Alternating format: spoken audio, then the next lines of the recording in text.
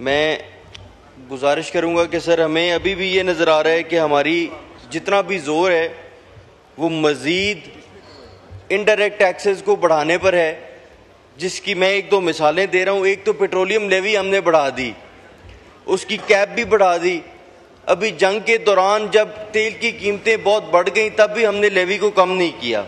हमने सारा का सारा बर्डन पाकिस्तानी अवाम पे डाला।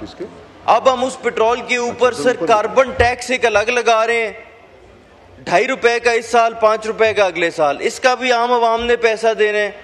उसके अलावा सर जो हम एक ईवी लेवी लेके आना चाह रहे हैं जिसमें हर गाड़ी के ऊपर हम टैक्स लगाएंगे, अब एक एनवायरमेंटली फ्रेंडली एक प्रोग्राम हो, उसमें आपने जो डीजल पेट्रोल पे गाड़ियां चलती हैं उन पे टैक्स लगाना हो, तो सर उसमें आप खुद समझदार हैं सर, आप खुद आप बहुत पुराने एक सियासतदान हैं, ग्रास रूट्स के सियासतदान हैं। सर मुझे बताएं कि एनवायरमेंटली फ्रेंडली गाड़ियों को अगर प्रमोट करना है तो हाइब्रिड गाड़ी पे टैक्स लगाने की कोई तुक बनती है सर?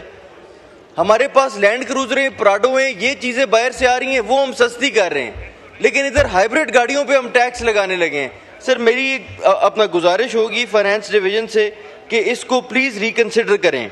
सर जो 13% फॉल है मेजर क्रॉप्स के अंदर, ये एक बहुत बड़ा हादसा है, ये एक बहुत बड़ा सानहा है इस मुल्क की तारीख में। जब एक साल के अंदर 2 सैलाब आए हैं तब भी 13% हमारी मेजर क्रॉप्स ड्रॉप नहीं हुई।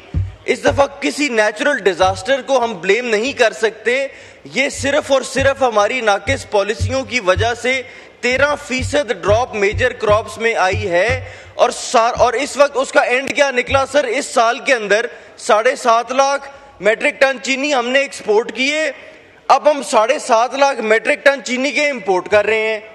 सर ये मैं सारा साल इस फ्लोर पे कहता रहा हूं कि ये कोटे बढ़ा रहे हैं मिलों के एक्सपोर्ट करने के लिए, उनकी जेबें भर रही हैं, ये एंड पे वारदात होनी है, ये एंड पे पैसा आम आवाम की जेब से जाना है। और हुआ क्या? 7.5 लाख गया, 7.5 लाख वापस आया, 50 रुपए चीनी महंगी हो गई। ये सर इस चीज को हमें बहुत ज्यादा देखने की जरूरत है कि जो प्रेशर ग्रुप्स, जो लॉबीज हैं अमीर आदमी की, अगर हम उनके सामने खड़े ना हो सके तो फिर हम भूल जाएं कि हम आम आदमी को कोई रिलीफ दे पाएंगे। आखिरी बात सर जो हम इस फाइनेंस बिल के अंदर प्रोविंशियल अथॉरिटीज को छोटे दुकानदार की दुकान के ऊपर रेड करने का इख्तियार दे रहे हैं कि वो एफबीआर के बिहाफ पे जो भी कोई प्रोविंशियल अथॉरिटी है वो जाके रेड कर सकेगी, ये मैं समझता हूं कि बहुत बड़ी ज्यादती है सर। अगर एफबीआर इस दफा हमारे से 2000 की भी कैप फाइनेंस कमेटी ने उतार दी, अगर उनके पास अनलिमिटेड लोग कॉन्ट्रैक्ट पे रखने की इजाजत वो हमारे से ले रहे हैं, तो फिर उनको छोटे दुकानदार को जो प्रोविंशियल अथॉरिटीज हैं उनके रेमो करम पे नहीं छोड़ना चाहिए। इससे करप्शन होगी, इससे एक्सटॉर्शन होगी, इससे ब्लैकमेलिंग होगी। बहुत शुक्रिया सर।